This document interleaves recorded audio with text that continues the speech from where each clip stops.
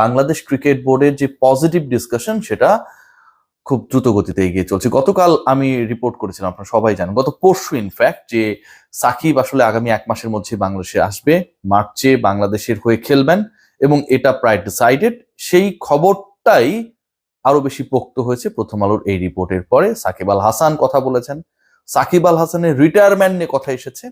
সাকিব আল হাসানের যে কেসেস গুলো রয়েছে সেই কেসেস গুলো শেষ পর্যন্ত কিভাবে রিজলভ করা হবে সেই ব্যাপার নিয়েও আলোচনা রয়েছে। এবং মার্চে যেই আলোচনাটা আমি করেছিলাম, পাকিস্তানের বিপক্ষে সাকিব আল হাসান বাংলাদেশের জার্সি গায়ে বাংলাদেশের মাটিতে খেলতে নামবেন, সেটাও নির্ধারিত হয়ে গেছে। সেই আলোচনাই করতে চাই, আপডেটস গুলো আপনাদের জানাতে চাই। তার আগে আরেকটু আপডেটেড করতে চাই, সেটা হচ্ছে কুল অ্যান্টিপারস্পিরেন্ট ডিওডোরেন্ট স্টিক আপনার ঘাম কন্ট্রোল করবে 24 আওয়ার্স পর্যন্ত, আন্ডারআর্মকে একদমই ঘাম মুক্ত রাখবে এবং কাপড় দাগ মুক্ত রাখার ক্ষেত্রে একটা বড় রোল প্লে করবে। যা হোক, সাকিবকে নিয়ে আলোচনা করতে চাই।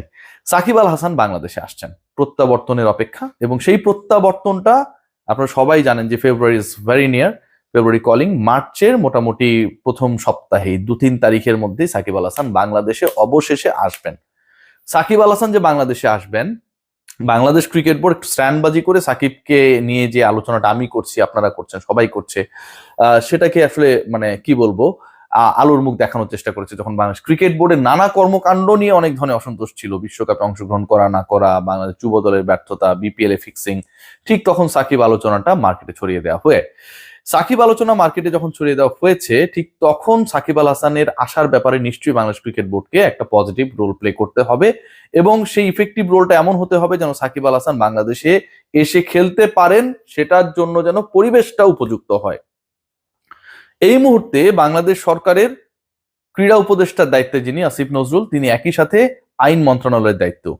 বাংলাদেশ ক্রিকেট বোর্ডের সাকিব আল হাসানকে প্রত্যাবর্তনের ক্ষেত্রে আমার কাছে মনে হয় এই দুই মন্ত্রণালয়ের দায়িত্বপ্রাপ্ত উপদেষ্টা যে একজনই, সেটা একটা বড় রোল প্লে করেছে।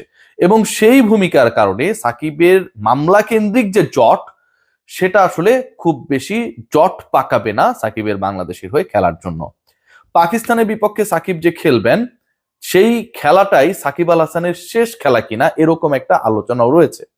বাংলাদেশের হয়ে সাকিব আল হাসান এর আগে বলেছিলেন, সাউথ আফ্রিকার বিপক্ষে নাগপুরে যখন বাংলাদেশ এবং ভারত মুখোমুখি হলো, সাউথ আফ্রিকার বিপক্ষে বাংলাদেশের যে হোম সিরিজটা ছিল আপনারা সবাই জানেন, সেখানটায় মিরপুর থেকে সাকিব আল হাসান রিটায়ারমেন্টের জন্য আবেদন করেছিলেন। সেই সময় সাকিব আল হাসানকে আসতে দেওয়া হয় নাই বাংলাদেশে। সাকিব আল হাসানকে সেই সময় যখন আসতে দেওয়া হয়নি, তখনও সাকিবের বিরুদ্ধে মামলা ছিল, এখনো সাকিবের বিরুদ্ধে সেই মামলাগুলো রয়েছে। ওই সময়ের পরবর্তী সময়ে সাকিবের বিরুদ্ধে আরো অনেক নতুন নতুন অভিযোগ এসেছে, কিন্তু এই মুহূর্তের সাকিব আল হাসান বাংলাদেশ ক্রিকেট বোর্ড, বাংলাদেশের ক্রিকেটের ইমেজের জন্য অনেক বেশি ইম্পর্টেন্ট হয়ে দাঁড়িয়েছে। যে কারণে despite having too many cases, too many arguments, too many issues, Shakib Al হাসানকে বাংলাদেশে ফেরানোটা এখন যেন একটা বড় দায়িত্বের মধ্যে পড়ে গেছে সরকারের একদিক থেকে, আরেক দিক থেকে বাংলাদেশ ক্রিকেট বোর্ডের। সাকিব আসবেন, সাকিব তো খেলতেই চান, সাকিবের তো আর অন্য কোনো চাওয়া নেই। সো সাকিব যখন সেই সুযোগটা পাচ্ছেন, সেই সুযোগ তিনি কাজে লাগাতে চান।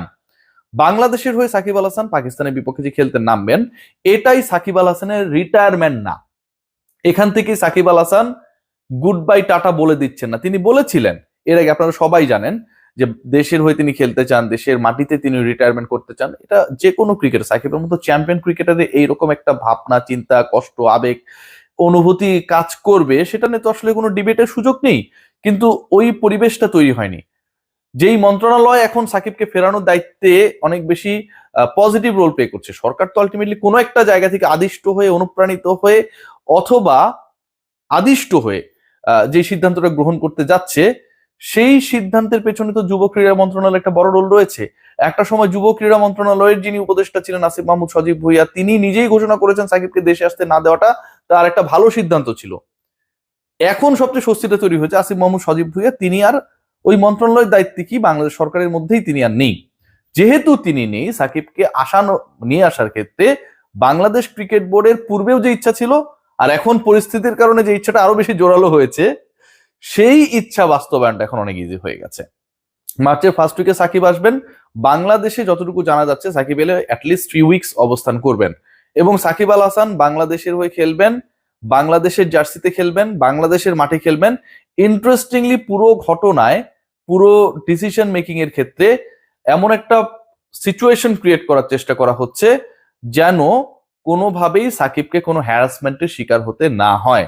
এবং এই পুরো ব্যাপারটা বাংলাদেশ ক্রিকেট বোর্ড, যুব ক্রীড়া মন্ত্রণালয়, আইন মন্ত্রণালয়, এই যে তিনটা পার্ট রয়েছে, তারা একসাথে একইভাবে বাস্তবায়নের চেষ্টা করছে যে বাংলাদেশে সাকিব আল হাসানের প্রেজেন্সটা যেন কোনো ধরনের ইস্যু ক্রিয়েট না হয়। এখন কথা হচ্ছে যে বর্তমান সরকারের মেয়াদি তো আছে আর কয়েকটা দিন মাত্র, যেহেতু আপনারা জানেন যে জাতীয় নির্বাচন সামনেই রয়েছে। সেই ক্ষেত্রে সাকিবের বিরুদ্ধে যে অভিযোগগুলো রয়েছে, মানে একজন সাকিব আল হাসানকে বাংলাদেশে এসে খেলার জন্য যেই ধরনের মেন্টাল স্পেসটা দিতে হবে, অনেকগুলো মামলা হয়েছে, কিছু মামলা আপনারা সবাই জানেন যে এগুলোর মেরিট নেই আসলে। তো ওই ব্যাপারগুলো, এই মামলা সংক্রান্ত ইস্যুস গুলো তো মাত্র 12-15 দিনের মধ্যে সমাধান করা সম্ভব না। সেক্ষেত্রে কি হবে? আবার একই সাথে আপনারা সবাই জানেন যে 12 তারিখে সাধারণ নির্বাচনের পরে নতুন একটা সরকার হয়তো আসবে, তাই না?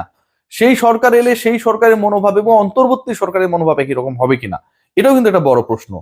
যতদূর জানা যাচ্ছে অন্তর্বর্তীকালীন সরকার সাকিবকে আনার যে প্রসেস, সেই প্রসেসটা তারা শুরু করে শেষ করার পথে নিয়ে যেতে চায়, হয়তো পুরোটা শেষ করতে পারবে না এটা তারা মনে করে। এবং নতুন যে সরকার আসবে, নির্বাচিত গণতান্ত্রিক সরকার যেটা আসবে, সেই সরকার এলে সাকিবের বাংলাদেশে আগমন, বাংলাদেশে প্রত্যাবর্তনের ক্ষেত্রে অন্তত এই মুহূর্তে, আজকে কত তারিখ? আজকে জানুয়ারি 30 তারিখ। এই মুহূর্তে যতটুকু ডিফিকাল্টিস রয়েছে, ধারণা করা হচ্ছে বাংলাদেশ ক্রিকেট বোর্ডের পক্ষ থেকে, বাংলাদেশ ক্রিকেট বোর্ডের ইন্টারনাল ডিসকাশন সেটা উঠে এসেছে যে পলিটিক্যাল গভর্নমেন্ট এলে সাকিব আল হাসানের বাংলাদেশে প্রত্যাবর্তন, বাংলাদেশের জার্সিতে খেলা, ক্যারিয়ারকে প্রলম্বিত করা, সেটা তুলনামূলকভাবে অন্তর্বর্তীকালীন সরকারের সময়টায় যতটুকু ডিফিকাল্ট মনে হচ্ছে তার থেকে ইজিয়ার হবে। কারণ এটা হচ্ছে পারসেপশন। এই পারসেপশনটাই আসলে সবদিকে বাংলাদেশ ক্রিকেট বোর্ড, মিনিস্ট্রি সবদিকেই রয়েছে।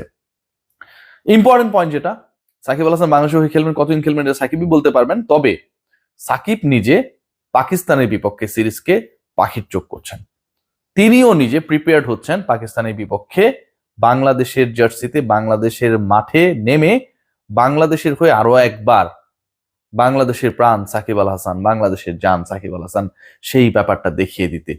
এবং এটার জন্য সাকিব তার মতো করে প্রিপারেশন নিচ্ছেন। মার্চের ফার্স্ট উইকে সাকিব আসছেন, লং স্টোরি যদি শর্ট করার চেষ্টা করি, এবং বাংলাদেশের হয়ে পাকিস্তানের বিপক্ষেই তিনি খেলছেন। বাংলাদেশের হয়ে তিনি যে খেলছেন, সেই খেলাটা তিনি বাংলাদেশের মাঠে যে খেলছেন সেটাই শেষ খেলা না। এবং বাংলাদেশ গভর্নমেন্ট, বাংলাদেশের ক্রিকেট বোর্ড সবাই মোটামুটি একটা লাইন আপে এসেছে যে সাকিবকে ফেরানোর ব্যাপারে, সাকিবকে বাংলাদেশের মাটিতে খেলার সুযোগ করে দেওয়ার ব্যাপারে বড় ধরনের আর কোনো বাধা নেই। আইনি জটিলতাগুলো সমাধানের প্রক্রিয়া শুরু হয়ে গেছে অতি দ্রুত। সাকিব সংক্রান্ত যেই অস্বস্তি কাজ করছিল লিগালি, সেটাও দূর হয়ে যাবে। সবাই ভালো থাকবেন।